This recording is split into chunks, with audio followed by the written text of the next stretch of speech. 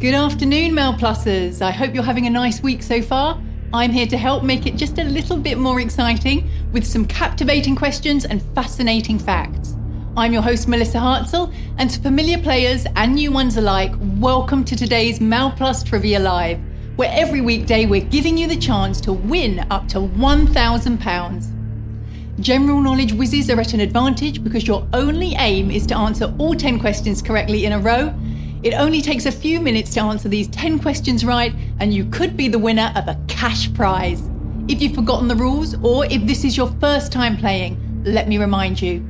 It's 10 multiple choice questions from a variety of different genres. 10 seconds to answer each one, and if you answer all 10 correctly, you win a share of that £1,000. Just yesterday, we had 4 winners who shared the pot, and last week we had 2 who earned themselves a swift £500 each. So it really could be you this time, if you're feeling particularly sharp. Just to warn you all, when you tap the answer, there's no changing your choice. 10 seconds really does go by in a heartbeat, so you have to be quick when answering. If you happen to miss question 1, your chances of winning any cash will be over, so please try not to be late because we want you to be in with a chance. If you get one wrong along the way, you'll be out of the running for the money, but you're welcome to join us for the rest of the quiz. There's some interesting questions, so you'll pick up some great facts along the way. Curiosity only killed the cat, it's rewarded here. So I won't keep you waiting any longer. Let's get straight to it with question number 1. The popular image of Father Christmas is based on traditions associated with which saint? Saint Valentine, Saint Sylvester, Saint Nicholas. His feast day is December the 6th. He was named patron saint of children after a widespread tale about him saving 3 young girls from a life of labour by giving their indebted father 3 bags of gold. It's Saint Nicholas. It's said that the stories of Saint Nicholas, over time and various storytelling, began to mould into those of the Norse gods, who had great white beards and superpowers like flight, until finally we got the Father Christmas that we know and love today. Here's question 2. Which of these bands did not have a drummer named Roger Taylor? Queen, Spandau Ballet, or Duran Duran? That could either be the same drummer who played for 2 bands, or 2 drummers with the same name. I'm giving you no clues. But I can reveal the answer is Spandau Ballet, whose drummer is called John Keeble. Spandau Ballet was a slang term used in the First World War by troops, referring to the devastating effects the German Spandau machine gun had on its victims. A friend of the band saw the phrase Spandau Ballet written on the wall in a public lavatory in a nightclub in Berlin and suggested it. So let's check in with you to see how you're doing in the early stages. 80% of you are big music fans and getting that right. Well done to you. And well done to Lily Snan, Fiona, Bernadette and Larry 3. Let's see if you can keep it up with question number 3. Which Swiss city stands on the River Rhine where the French, German and Swiss borders meet? Basel, Zurich or Geneva? Due to a chemical spill caused by a fire in 1986, the river turned almost entirely red. The fire originated upstream from the city, Basel, which sits on the borders of all 3 countries. And not only is this little city famous for leading the whole world's pharmaceutical engineering, it's also the birthplace of 8-time Wimbledon champion Roger Federer. So well done to Michael 5, Sheila 0 and Larry 3. You've stayed with us with that one. And while we're on the topic of tennis, let's strike while the iron is hot. Here's another one for tennis fans. It's question 4. Which of these tennis players has won all 4 Grand Slams in the same calendar year? Steffi Graf, Serena Williams, or Martina Navratilova?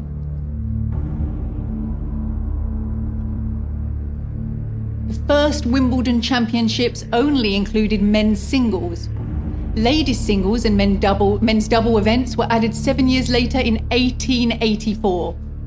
And the first ever ladies' singles final was between 2 sisters. The winner was awarded a silver flower basket, and the runner-up receiving a silver-backed hairbrush, Although Serena Williams holds the ladies' record for the most aces of all time with 102, it is Steffi Graf who has won all 4 Grand Slams in 1 year. It was also the same year she won the Olympic gold at Seoul too, which is referred to as the Golden Slam. A mighty feat. Well done to 459 of you got that right. However, we did have quite a few of you knocking out, with 800 choosing Serena Williams and 306 of you choosing Martina Navratilova. That was a hard one. Well, we're almost at the halfway mark, so let's carry on with question 5. Aha had a UK #1 hit single with which song? The Living Daylights, Take On Me, or The Sun Always Shines on TV? When Morten Harket was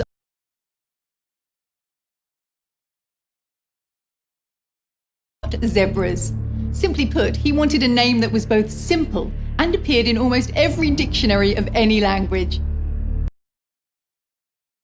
Take On Me might be their best known song nowadays, but it was actually The Sun Always Shines on TV that was a UK #1. Take On Me not really catching on until its 3rd release, along with the animated video. The Living Daylights was the theme song for the Bond movie with the same name, starring Timothy Dalton. So we have 148 of you nailing that one. Well done to you. Let's see how you do in the second half. On to question 6. What name is given to the blue and white stoneware introduced by Josiah Wedgwood in 1775? Mintonware, Jasperware, or Willow Pattern? The Stoke-on-Trent born potter, Josiah Wedgwood, overcame smallpox in his youth and later had his right leg amputated, meaning he couldn't even use a potter's wheel despite being the most famous potter in history. And Jasperware is the design of blue stoneware with applied white relief, and the exact formula for this Wedgwood pottery remains confidential. He drew design inspiration from the classical art found in Herculaneum and Pompeii excavations, inscribing it onto his many pots. So let's see how many of you did well on that one. 117 of you getting that one right, and moving on to the final 4 questions. We have Kobe, Delco, Mattias 1 and Cool. Well done to you. You clearly know your pottery. Let's see what else we have in store for you with question number 7. What first of its kind business was the Piggly Wiggly, which opened in Memphis? Fast food restaurant or launderette? The name Piggly Wiggly was intentionally a strange choice to get people talking about it. At the time of its founding, a customer would give a list of items to an employee who would then go through the shop and do their shopping for them. It was the first store to allow self-service, meaning shoppers for the first time could browse and shop for themselves. The losses the supermarket would risk due to potential shoplifting worked out less than their losses of having to hire employees to do the customers' shopping for them.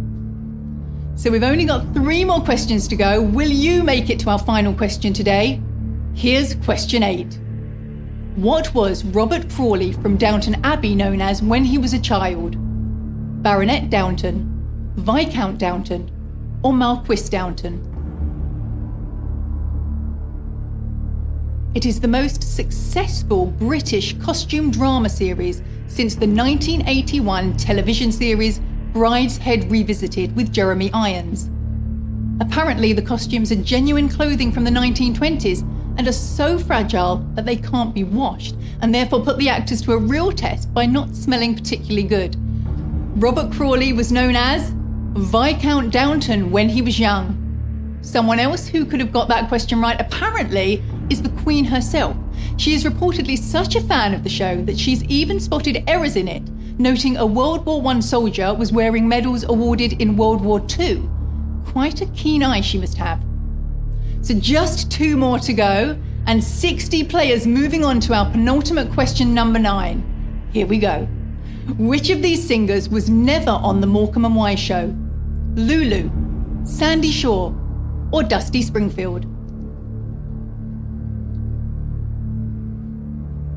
The slapstick comedy duo once jokingly toyed with the idea of performing Shakespeare plays such as Hamlet, noting that Laurence Olivier charged £1 a seat for the same play every night and they don't even get any laughs. It was Sandy Shaw who never performed on their show. Sandy, who was famous for performing barefoot, said she did so because she had such big feet that she was never able to find a pair of shoes that fit, and when singing, she needed to relax.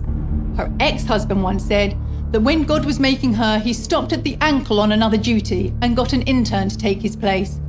That explains why he's an ex-husband, I think. So we're racing through and we're already on to our final cash-winning question, and 42 of you getting past question 9. So we have Mystic 18, Matty Ice 1, Keck and Coventry. You've come this far. Let's see if you've got what it takes to go all the way. Here's question 10. What was Lord Byron's grandfather known as? Foul-weather Jack, Mad Jack, or Wicked Lord Byron? Lord Byron was a huge animal lover, and while studying at Cambridge, he was denied permission to keep a bulldog in his dormitory. So he bought a huge bear instead. His grandfather earned the nickname Foul-weather Jack in the press because of his frequent encounters with bad weather at sea, being an officer in the Navy. And although he was a great inspiration for his grandson, Lord Byron's poetry, they never even had a chance to meet. So today we have 6 winners. Congratulations to the 6 of you who smashed it out of the park. That was a hard one.